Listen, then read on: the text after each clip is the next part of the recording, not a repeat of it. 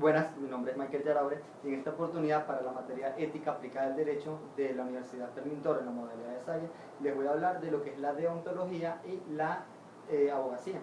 En términos generales, la deontología proviene del griego deon, que significa lo correcto, lo debido, y logía, que significa estudio o conocimiento. Esta es una disciplina que se encarga del estudio y determinación de lo que son las normas y las obligaciones morales de cada profesión. Tiene como objeto de estudio los fundamentos del deber y las normas morales de la misma.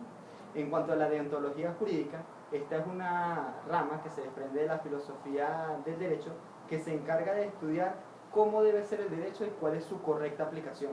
También se encarga de estudiar lo que son los deberes morales de los profesionales del derecho, es decir, de los abogados, y cómo se van a relacionar ellos con sus clientes, con los jueces, con sus colegas, entre otros. Esta se diferencia mucho de lo que es el derecho, la lógica jurídica y la filosofía del derecho.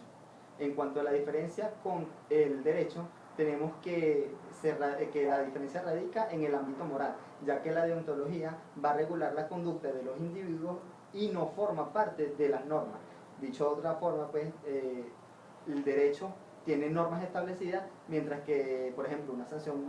penal, mientras que en la deontología la única sanción que pudiese existir sería una sanción moral por parte de una sociedad que rechaza una determinada conducta. La lógica jurídica es una disciplina que se encarga de estudiar las leyes, pero antes estudia la sociedad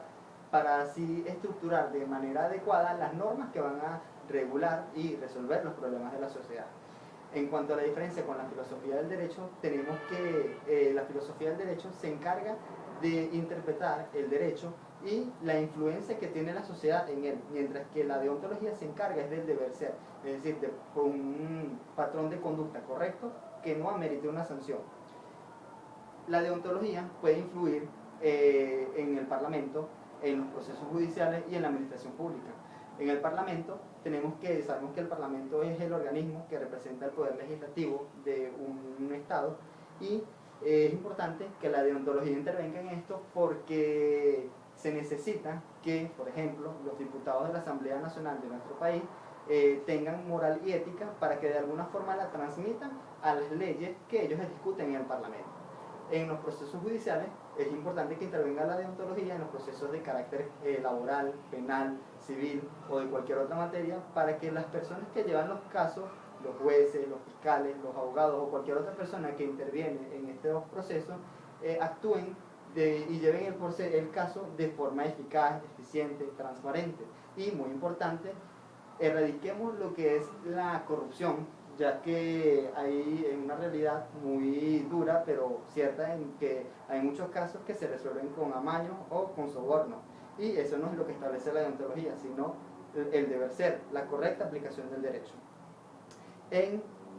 la administración pública, tenemos que la administración pública es muy importante, ya que forma parte de la estructura del Estado, y es debido a esta importancia que es importante que intervenga la deontología, ya que se necesita que las personas que trabajan en la administración pública lleven los actos y trabajen de acuerdo a su moral, ética y buenas costumbres, para que no afecten los derechos colectivos o difusos de las personas, sino que más bien adopten una posición equilibrada, una posición imparcial. Ahora, en la abogacía, según el diccionario jurídico venezolano,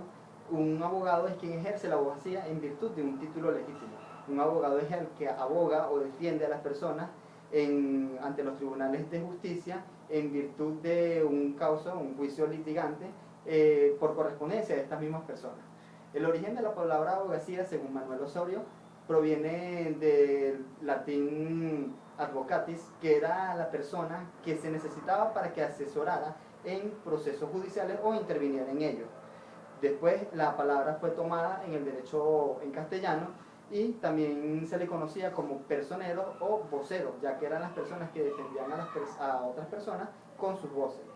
También así se les conocía entre los hebreos, en Persia, Babilonia, hasta en Grecia. Posteriormente fue en Roma cuando, por la complejidad del derecho romano, se tuvo que transformar en una profesión jurídica, en donde quizás Cicerón fue el prototipo ideal del derecho del abogado romano. El de estudio del derecho en Venezuela ha ido aumentando exponencialmente y en donde es impartido por universidades tanto públicas como privadas, en donde se busca formar profesionales con valores y con alto carácter integral. Por ejemplo, tenemos la Facultad de Ciencias Jurídicas de la Universidad Central de Venezuela, tenemos la Universidad Católica Andrés Bello o nuestra prestigiosa universidad, la Universidad Fermín Toro. Ahora, ¿cuáles son los requisitos para ejercer el derecho, para ejercer la abogacía? Están contenidos en la ley del abogado, específicamente en los artículos del 7 al 14, en donde se establecen que para ejercer la abogacía es necesario un título legítimo de abogado de la República Bolivariana de Venezuela, estar inscrito en el colegio de abogados correspondiente al estado donde se cursó los estudios profesionales y notificar al colegio de abogados correspondiente al estado donde se va a ejercer la abogacía. Ahora, ¿quiénes ejercen ilegalmente la abogacía? Tenemos que están contenidos en el artículo 30 de la misma ley, en donde se establece que ejercen ilegalmente la abogacía aquellas personas que no poseen título de abogado y se nombran como tal o se atribuyen este carácter o toman actos o gestiones propias del abogado. También se tiene que no pueden ejercer como abogados, según el artículo 12 de la misma ley, aquellas personas que los ministros en culto, los militares en servicio activo, ni los abogados extranjeros, sin perjuicio de lo que establezcan los tratados internacionales. También te dice que ejercen ilegalmente la abogacía aquellas personas que son abogados, pero que han sido suspendidos del ejercicio legítimo de la abogacía y sin embargo lo ejercen. Por último tenemos los mandamientos del abogado.